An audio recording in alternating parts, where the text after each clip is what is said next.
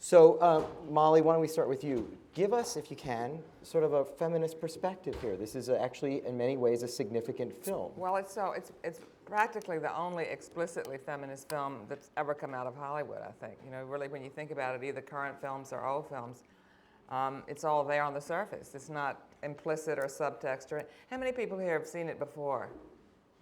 Not that many. Yeah. I think in some ways it seems very modern just because we haven't had and also it's sort of very up to date because these are all things that have been talked about recently with female candidates and the whole idea that men can do certain things and be aggressive and get out on the campaign trail and tell it like it is and everybody admires them and respects them, and women do the same thing and they're thought of as bitches and unfeminine, and this is the whole point here, and yet it's done it's such beautiful comedy. And I think it wouldn't have been possible. I mean, I think one reason you don't have films like this is you need first of all, it's a male-female screenwriting team, married, right. Ruth Gordon and Garson Kanin. And so you have this equilibrium in the writing, and then you have this couple who had this incredible rapport, who shared, who had a long and sort of not that well-known at the time affair. And if you didn't have this tremendous fund of good feeling between them, I don't think you could get away with all this, because it's scrapey, and also they're pretty old at this point. It's amazing to have they must be the oldest couple in your book as a romantic couple. I did a previous book in the early 90s. It was a coffee table book about romantic films, comedies and dramas, and we did a section on married romances, and there's not a lot of them. This, of course, is one of them. Well, because they're considered, once they get married, they're not considered romantic anymore. Right. Yeah. Molly, I'm going to get back to Dan in a second, but was this, given the underlying premise of the film, the equality of the sexes, before there was the sexual revolution and the emergence of the feminist movement, was this a controversial film? Aside from the fact that it had very appealing characters, it was comedic, it was romantic, but the premise, was it in fact threatening to people? I mean, that bodybuilder woman, she was pretty freaky, right? Well, that's what's ticklish about it, or risky, is humiliating Spencer Tracy that way. And if he weren't such a mensch, you couldn't do that. I mean, there are very few Hollywood men that Gregory Peck couldn't do that. No, not Right. the Clark real Gable. romantic ones would be completely emasculated by that. But there's something so sort of down to earth and rugged, and this is where they play off each other so great. In Woman of the Year, she's the kind of sophisticated one she speaks 7 languages, and he's the meat and potatoes reporter. And so there's this contrast between her sort of angularity and his roundness that makes for a kind of a great dynamic between them. Dan, tell us about this film from the perspective of a romantic comedy. Okay, first I want to apologize for taking my jacket off. I'm a bit warm. This is the first time I'm in a law school lecture hall in about 30 years, facing a professor. I was afraid you were going to ask me about Blackacre. In terms of romantic comedy, as I said, one of the things that's unusual about this is that it's about a married couple, because not only, as you said, the romance is over, but most of the romantic movies about married couples are usually about one of them having an affair, because the most romances are boy meets girl, boy loses girl, boy gets girl, or some permutation of that. And marriage, especially like you go back all the way back to classical drama, the story ends with the marriage. Story, yeah. And so most of the movies with married couples they're about affairs, they're family sitcoms, and this was unusual, they're about something else. The Thin Man series are wonderful romantic comedies about a married couple who really love each other, but they're murder mysteries. And because the murder mystery carries the burden of the plot, we don't have to worry about getting them together. Here we have actually the structure of the romantic comedy where they break apart and have to get back together again. What Stanley Cavell talked about is the comedy of remarriage. So that is a theme in quite a few of the screwball comedies,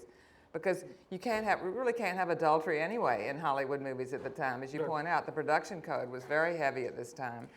The big controversy in this movie was not controversial. It was very successful. Yeah. When they were going through the process of making it, the one thing that the production code office got very nervous about was David Wayne's character, the songwriter. And I'm quoting here, they said, there should be no indication that Kip is a pansy. That was their word. And the irony, of course, is he's modeled on Cole Porter, there's a cute story about how they got Cole Porter to write the song. And of course, George Cukor, who directed it, was also gay. But that was something that they simply could not do. That was the one thing they had to be. And although they get that one great line in there, which I have to admit I laugh at every time, even though it's politically incorrect. When he says, "You almost convinced me to become a woman," and Spencer Tracy mutters, "Wouldn't have far to go." Because it's less driven as an insult than it's the character. That's how Adam is feeling at the moment. And David Wayne gets his own back. Right. So it's such a balance in it. So nobody ever has the upper hand for very long. So That's the beauty of this film. And then when I was writing about it, that I remark at the end that this is a battle of the sexes in which nobody wins. They each, and it's why I don't like Woman of the Year. Woman of the Year is an interesting film, but in the end, it's about the humiliation of the Katharine Hepburn character. And Adam's Rib, in the end, they each get the win, but they also each get to one up the other.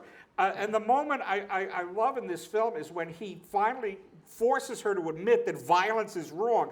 He's not angry with her because, I'm the man and this is the way it should be. It's because he believes in the rule of law. It's a matter of principle. And when she concedes that, the look on his face as he bites off the licorice gut is absolutely priceless. This is very much a revenge movie, though, right? I mean, if you think about it, in front of the narrative, we've seen this, we had The Confession a few nights ago. Really, it's a comedic film, but it's really in the context of a revenge film. And yet what we don't see here is, although there's the intimation of it when Katharine Hepburn is first interviewing her client, where she says, well, I wasn't really, she says, I was like, as if I was in a dream. They don't plead insanity. No, that's what you're set up for, but it doesn't work. You're set up to it's a completely political point she's trying to make. Right, and if she was insane, Yeah. it would lose its force. And in a way, I don't know if there was someone the other day who invoked the film A Time to Kill.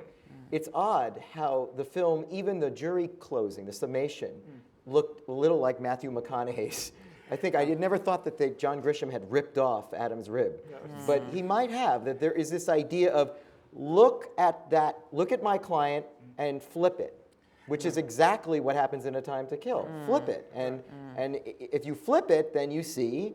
You would feel differently. It's about the double standard. Right. And the double standard is almost implicit in what I was saying about Hepburn and Tracy, too, that you always love, no matter what he does, and this is more so in Woman of the Year, he's always lovable, whereas she's always a little edgy and not always sympathetic.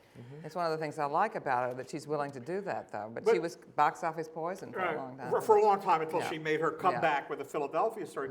This is the movie that people who knew them said this is the closest to what they were really like in real life. That kind of comic tension between them, that they really enjoyed this, Well, it's this also, playfulness. it's very consciously a sort of performance. I mean, it's theater, and it's sort of marriage is theater, and we're always performing, even in our most intimate moments. They're really performing for each other, and that's Cukor too. I mean, he really has a theatrical background, and all the actors. And the scene you talk about, I think, is one of the great scenes where she's interviewing Judy. I mean, this was Judy Holliday's first movie, and you have a good story about how they persuaded her to do it, and then to accept her, and that is all in one take, which is extraordinary, that one scene where she's interviewing her in the jail. And I think Judy Holliday there are all these silences, and they're so eloquent. It's just I love that bit marvelous about scene. Thank you. Yeah, Thank yeah. you. And she's Thank so you. wonderfully proletarian. I mean, Yeah, so that women would do that. Yeah, Men wouldn't yeah, do that. yeah, Thank you. Yeah. No, thank you. Yeah, it's an interesting scene, and it's shot that way for a reason. And do we have time for me to tell that whole story? And that's why we brought you down. Okay, because the surface story here, in terms from a legal point of view, is the conflict of interest of a husband and wife on opposite sides of the same case. But there's another interesting conflict of interest here that you wouldn't know, unless you read my book. The people making this movie, George Cukor, the director, Garson Kanin and Ruth Gordon, the screenwriters, were involved in another project. Garson Kanin had written Born Yesterday, which starred Judy Holliday on Broadway, made her a star. Columbia Pictures, now this is an MGM movie, Columbia Pictures had bought the rights to Born Yesterday, and Harry Cohn, who was a real nasty piece of work, said, I'm not going to hire that fat Jewish broad for my movie. You can get away with that in the theater when people are far away from the stage, but not on the screen. So he didn't want Judy Holliday. Well, Cukor wanted Judy Holliday, and Garson Kanin wanted Judy Holliday. So what they decided to do was to cast her in Adam's Rib over at MGM, build up her part, and use that to persuade Harry Cohn to hire her over at Columbia. And they made a number of decisions here that I suppose, like if this wasn't a bar exam, you would say was a possible violation of fiduciary duty here, because they were doing things not what was in the best interest of the movie for MGM, but what was going to persuade Harry Cohn over at Columbia.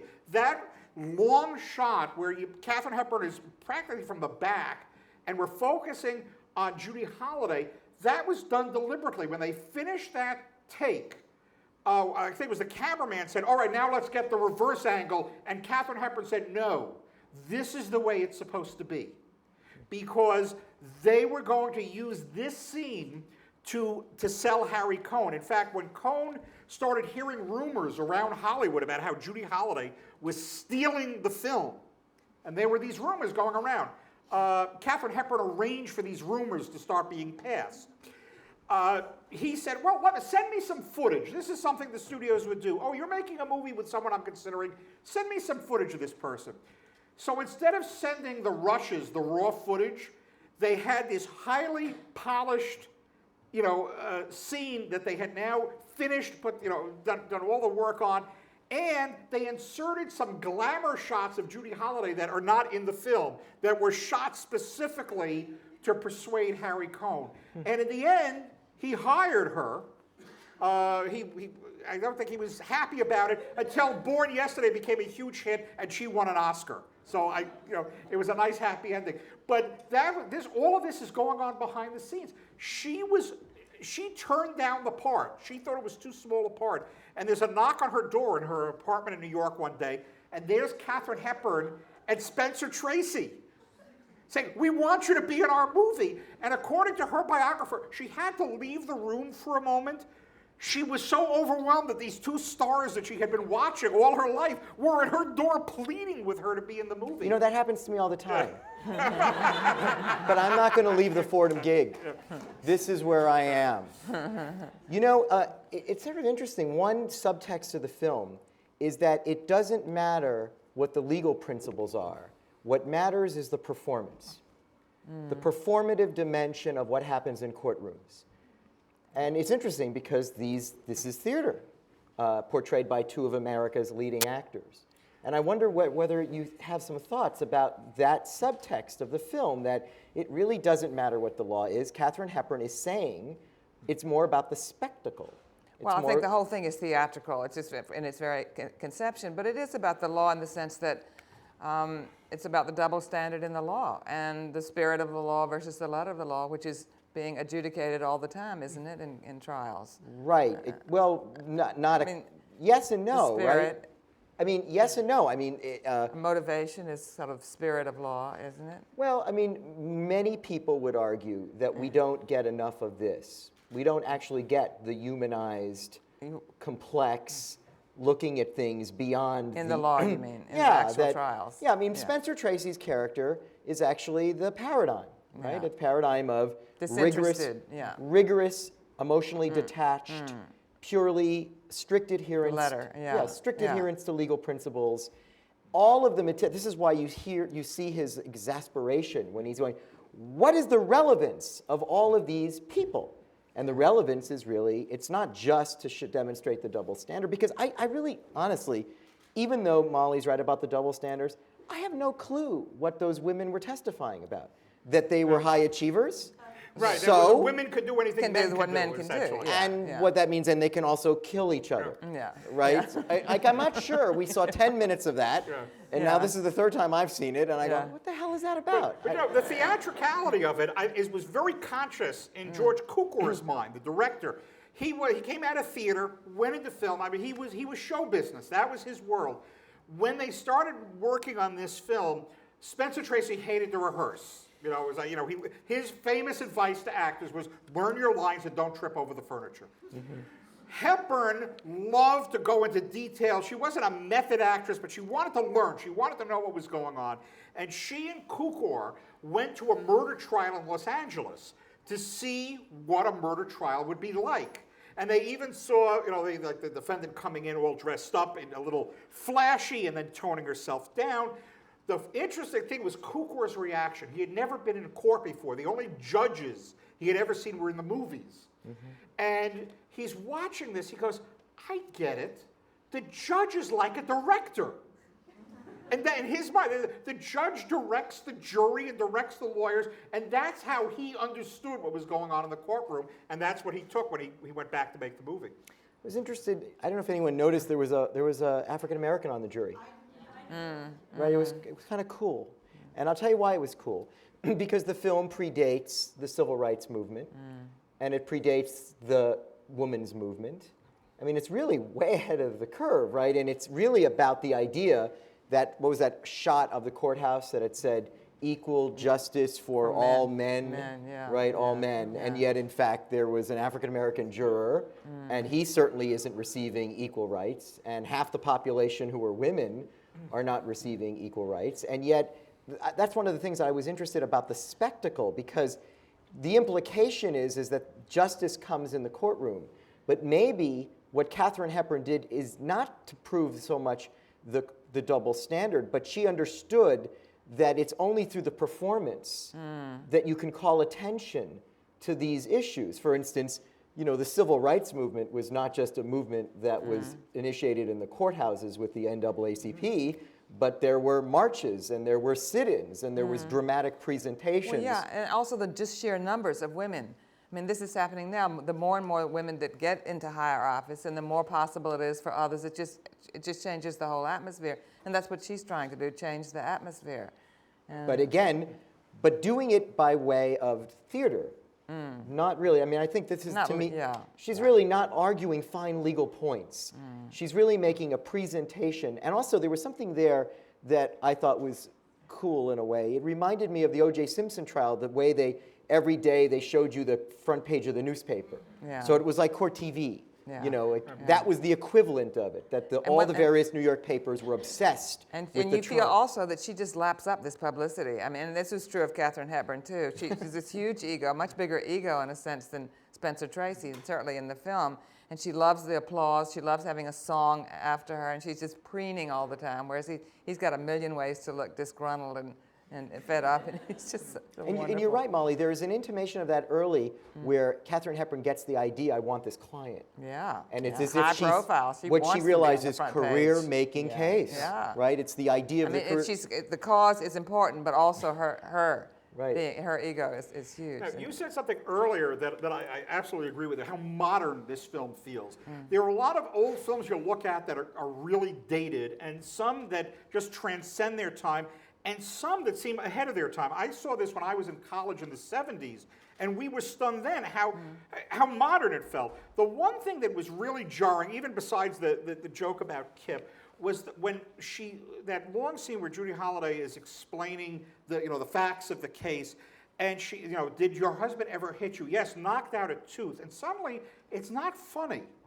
We're in a different place now when it comes to that kind of physical treatment of spousal abuse.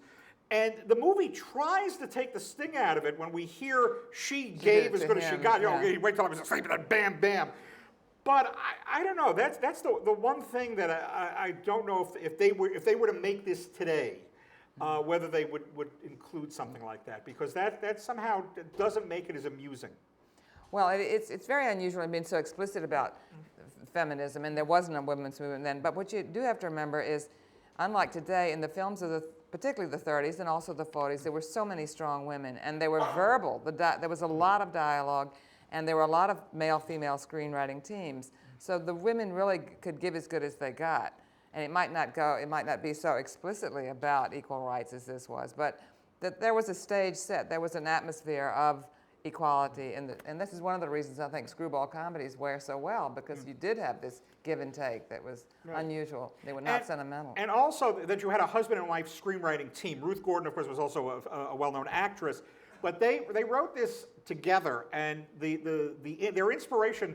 Garzon Kanan, in his book, tells the story about them driving back from New York to Connecticut, and she's on the verge of getting car sick, and he's trying to distract her, and finally he says, tell me a story about Connecticut. And she goes, well, the story of the Masseys and the Whitneys is pretty interesting. He goes, well, what's that story? And it turns out Raymond Massey and his wife were getting divorced, and they asked their friends, a husband and wife lawyer team, the Whitneys, to handle their divorce. It was going to be a nice, friendly, amicable divorce.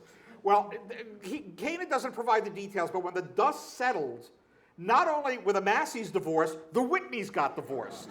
Wait, it gets better. Raymond Massey married Mrs. Whitney, and Mr. Whitney married Mrs. Massey. And those were long-lasting marriages. That was the inspiration for this movie. I think there was an interesting movie right there. Oh, absolutely. Somebody should do that. But maybe. they decided that it was the thing it's about the fantastic. husband and wife lawyers on opposite sides of a case and the tensions that would create. And right from the beginning, when they started writing this script on spec, they didn't even know if they were going to be able to sell it. They said, all right, so Spence does this and Kate does that. They had already cast their friends Spencer Tracy and Katharine Hepburn in those parts. I was just going to ask you, what about it as a courtroom drama? I mean, it's so fanciful. I think courtroom dramas are never do that anymore. They really stick to what would be plausible or what the judge wouldn't throw out. Well, the right? movie goes off the rails with the photo op at the end. Yeah. I mean, Yeah. gee, when the families reunite and everybody's shaking hands. I mean, Including it's- the mistress. Right, the mistress is like checking her hair when she's sitting, taking pictures with the children. You know, it goes off the rails, which actually reminds me, one question I wanted to ask the two of you. Do we have an entirely different movie if we kill the husband instead of wound him in the arm? It's not a comedy anymore, I don't think. Yeah. We lose. There's Yeah. no potential romantic comedy if the husband is dead. I mean, she has to have her eyes closed too. I mean, she has to be just a goof up. I mean, I think. And she claims she never intended to kill anybody. Right, She just and- wanted to she scare couldn't them. have if she'd wanted to. I don't think. Right, and we kind of know we're playing it for comedy when she pulls out the gun and then she pulls out the booklet. booklet and on how you know, to- right, yeah. how to do it. Yeah. So, But if yeah, she'd killed him, it would have been more serious, Yeah. right? Even it's like she was a quick learner. Right outside that door, right. she knew how to. You know, Whoa! If she kills him, it becomes a dark comedy. You know, and it might be a comedy about the lawyers, but we're not laughing at the rest of them anymore. No, I think you'd have a hard time being sympathetic to her But I cause. mean, but in a way, the question you asked me, Molly, is this a classic Hollywood movie of its era in the way that it sews it up in a kind of life-affirming, sugar-coated, happy end? I mean, there's the whole resolution of Oh, the yeah. trial has that kind of real dated feel of it. I mean, she is guilty. I Right. mean, But it's she, comedies have happy endings, or Right. they did then. Well, I mean, she gets off because yes, she broke the law, and Spencer Tracy's character is correct that she should have been punished for it. for some level of it, for some even if there level are of it, yeah. mitigating circumstances. Right, but yeah, Yeah. mitigating circumstances, and sometimes that it works out that way. And whether that's a happy ending there, we don't know what happens to these people. There's that moment where they're putting on a show, another theatrical moment for the press, and then they're out of the movie. We never see them again. We don't know what happens to them, and you could just tell from all the reactions between the husband and the mistress that that hasn't ended. So I don't see the happy ending there. The happy ending is with Adam and Amanda. And if you do a lot of reading on this film, you'll find some people who think, oh, the fight continues because she's going to run for judge against him. I don't buy that. I think that's just a tease, that she's just kind of like needling him a little bit. But no, she's proved her point. I don't think she has to. She go on doesn't have saying to do it. Yeah, And yeah. she's just as happy to let him be the judge Yeah. and let him have the set the stage for And that. his eyes have been opened somewhat too. I mean, he's still committed to the letter of the law, but still, I think he never was a sexist pig to begin with. But now he'll look at the law differently and look at this kind of defendant. Well, do we get a differently, I think. sense of that?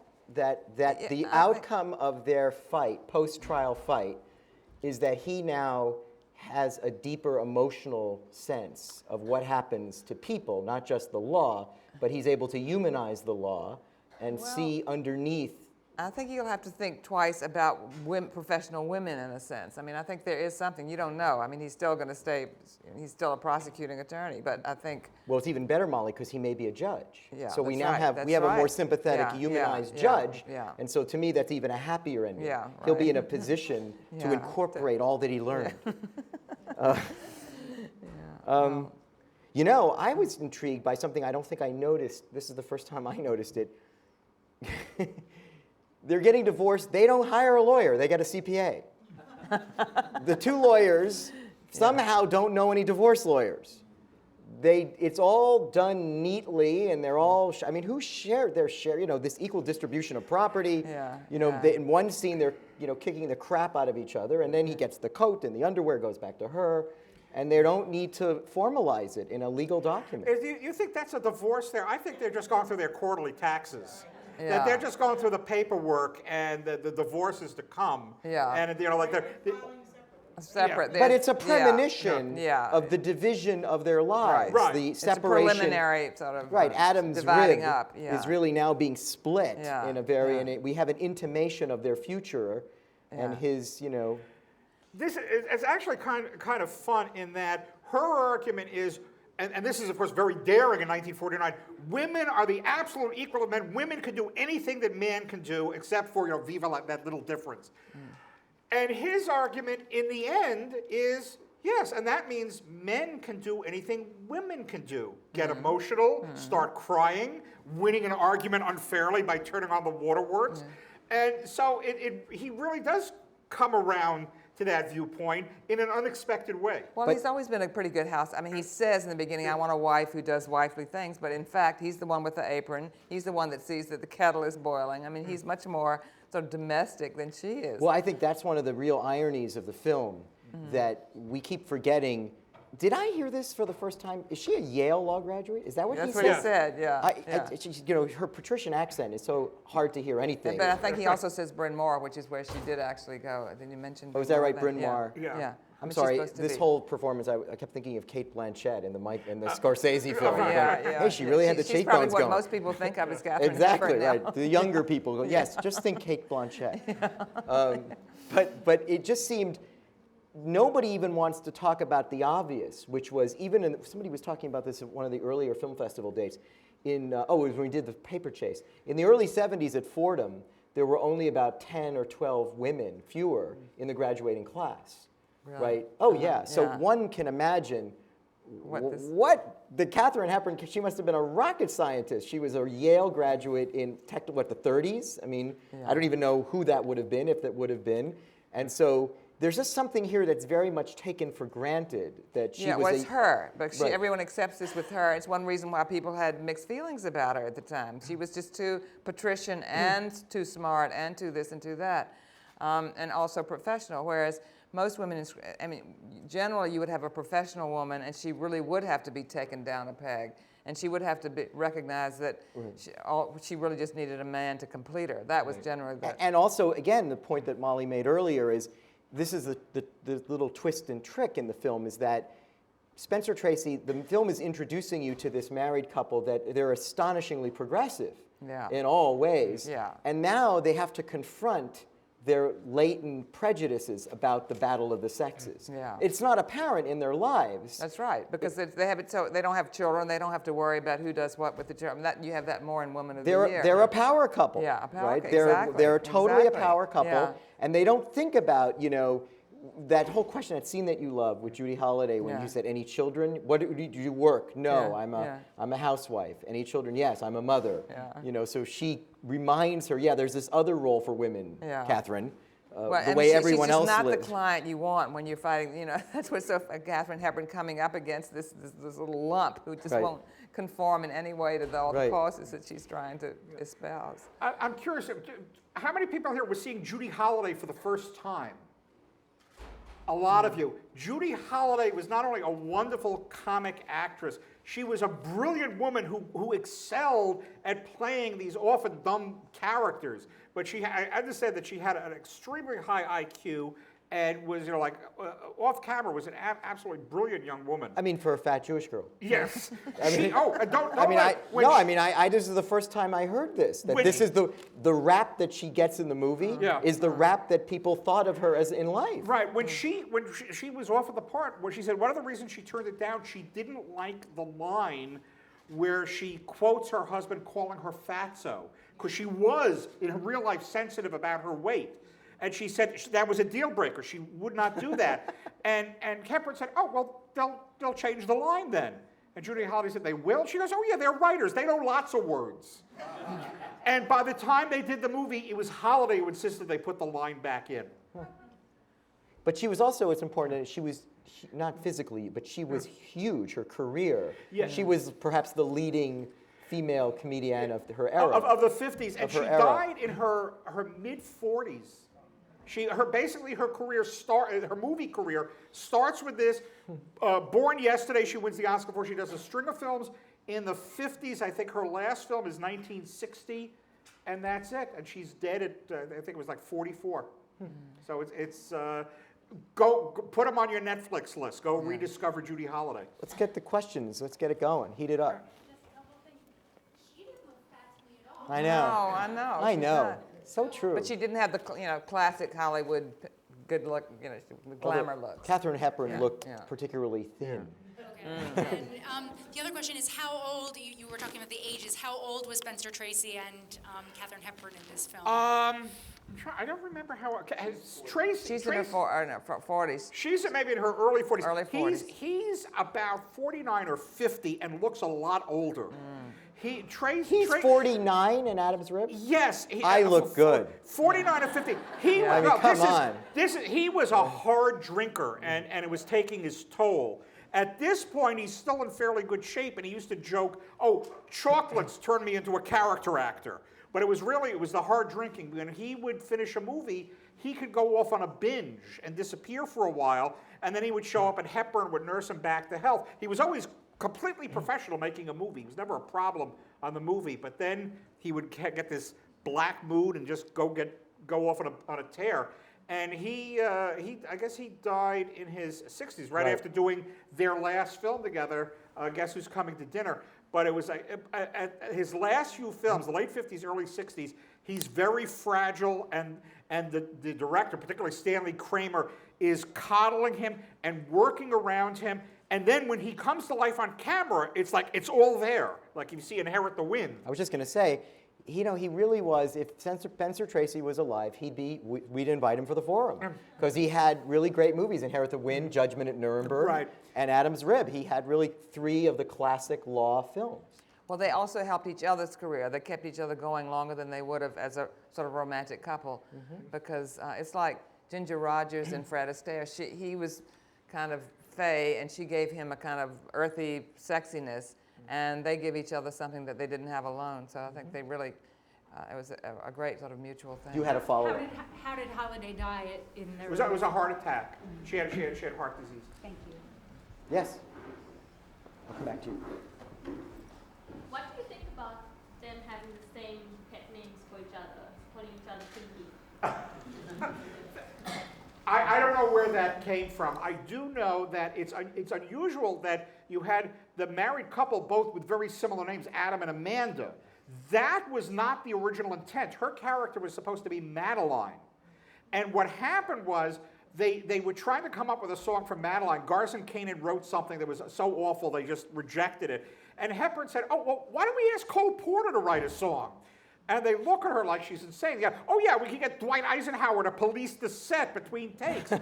And so one night they were all meeting for dinner and Hepburn's late, and she says, Cole Porter can't do a song for Madeline. And they look at her, she goes, I'll explain later. And at the end of the meal, the phone rings and it's Cole Porter. And he says, I can't do a song for Madeline, but I love the script. I could do a song if you rename the character Amanda. And that's why the character became Amanda. So, why is Pinky with a Y, a Pinky with an IE? Maybe that was, they knew someone who did that, or they had pet names like that. But I think it's just also, I think it's sort of the cutesiness of it. It's sort of the not all that attractive side of marriage when they have these pet names for each other. and they- Nauseating. yeah. there is something- Nauseating on the outside. I mean, within the Yeah. relationship, Right. it's It's all fine. right, but when you hear it in public, that, Which is great with the stenographer. With a stop, Yeah. Pinky with a Y or an IE, right? I think it's also sometimes symbolism for the equality between them, that, you know, they have the same name and whether they. Yeah, I'll buy that. well, there's a kind of androgynousness Yeah. there. Yeah. Including Adam and Amanda, Yeah. that they really are part of the same, One person, the Adam's yeah. rib. I think it's really shorthand for intimacy to have nicknames. Well, it is, but it's so excessive, there's something, having it spelled out in public that makes It's it. But I that, think it kind of gave a buoyancy to the marital relationship that made them more believable cool. for the audience. Behind you, there's a woman, yes. I was taken by the fact that they lived so well, and I Yeah. was thinking that she probably earned the money. He was an assistant DA. I know, good point. There must be a disparity of income. Well, Katharine Hepburn came to with the family money. Okay. But I She mean, brought it into the movie. They had this huge townhouse though, but then they're having trouble She paying for this seemed place to in have- Connecticut. It was absurd. Yeah. I mean, She he was an seemed- assistant DA, and I don't know what she She did. seemed to have the more successful financial career. But really, what she I mean, would. what could it have been? I mean, that's the part that I want to say. Realistically, even if she was who she wasn't representing AT&T. No, but You know, she she did- wasn't a high-powered corporate New York City, Wall Street lawyer. Oh, yeah, that's She- fantasy then. Right. Yeah, That this would've- is Hollywood yeah, that fantasy. would've I mean, even never- today, you go to movies and go, who lives like this? Yeah. Yeah, the people making the movies. But she can pick and choose her clients. He had to take what was given to him. What's interesting, you say that, there was a very interesting moment that I hope law students picked up and other people who are like thinking about law and justice, when he interviews the husband in the hospital, and he's very disparaging toward him. He says, "I'm getting my own lawyer," which just proves the guy doesn't have a clue, Yeah, right? yeah, like he's got all these lawyers are lined up to right, and that take they're his case. well. Also, it doesn't work that way. Yeah, He's not right. he's as the victim He's so of the arrogant. crime. That's part of his Right, male as the victim of the arrogance. crime, he's Yeah. not going to have a lawyer. The state is going to prosecute on his behalf, and it just showed a kind of the way people think about. I'm getting a lawyer, and I'll see Yeah, you right, in right. court. Yes. So we're talking a lot about how she's arguing this political point about women and the double standard, and he's arguing about, following the letter of the law. But it seems to me they were also sort of having a personal battle with each other about their marriage and sort of trying to prove something to each other about their marriage. And I was wondering what you thought about that. Testing it. Yeah, or that, both characters, different points in the movie, they question what marriage is, and he says it's a law and it's a contract, and she's Oh, I love talking that. so much about equality and that it's mutual everything. So it seemed to me that in addition to the political points they were trying to make, they were also having this sort of more personal battle in court. Oh, of course. Of Well, course. yeah, She it's keeps teasing him with that. Like when she flashes her, undergarments at him. Yeah, I mean, that's deliberate. She'll use any trick, and whereas he's trying to stay sort of on the straight and narrow. But I mean, I think it's a power struggle, but it doesn't really. There is something androgynous about them because they don't have children. We don't see any of their difficulties, their marital difficulties. So it's just their theater.